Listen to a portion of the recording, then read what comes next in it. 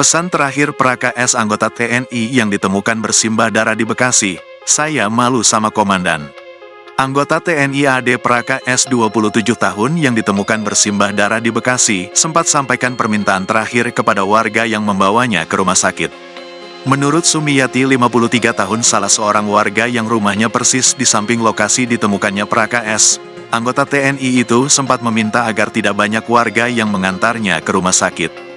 Dia naik ambulans saja masih sendiri, enggak mau digotong dan bilang, "Jangan ramai-ramai bang, saya malu sama komandan," ungkap Sumiyati di lokasi kejadian, Minggu, tanggal 31 Maret tahun 2024.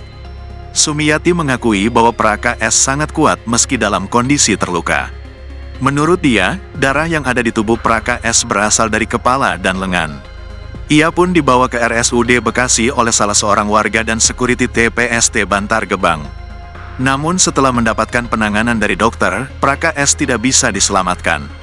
Masih hidup saat dibawa belum meninggal, meninggalnya saat sedang di rumah sakit ditanganin suster, tegas Sumiyati. Berdasarkan pengakuan Praka S, tubuhnya bersimbah darah karena mengalami kecelakaan. Namun menurut informasi yang Sumiyati dengar, tim dokter dari RSUD Kota Bekasi memastikan bahwa luka yang dialami Praka S akibat bacokan. Kalau kata rumah sakit itu pembacokan bukan kecelakaan, terang Sumiyati. Sebelumnya diberitakan, Praka S ditemukan bersimbah darah di Bantar Gebang, Kota Bekasi, Jumat, tanggal 29 Maret tahun 2024 dini hari. Komandan Distrik Militer 0507 Bekasi Kolonel ARM Riko Sirait mengatakan, Praka S mengembuskan nafas terakhir saat mendapat perawatan di UGD RSUD Kota Bekasi. Riko menuturkan, Praka S ditemukan bersimbah darah karena mengalami luka pada bagian kepala belakang dan luka di lengan.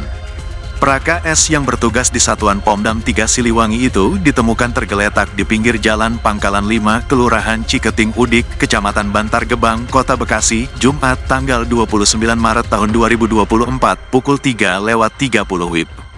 Praka S pertama kali ditemukan oleh warga sekitar yang melapor ke kepolisian bahwa ada peristiwa kecelakaan.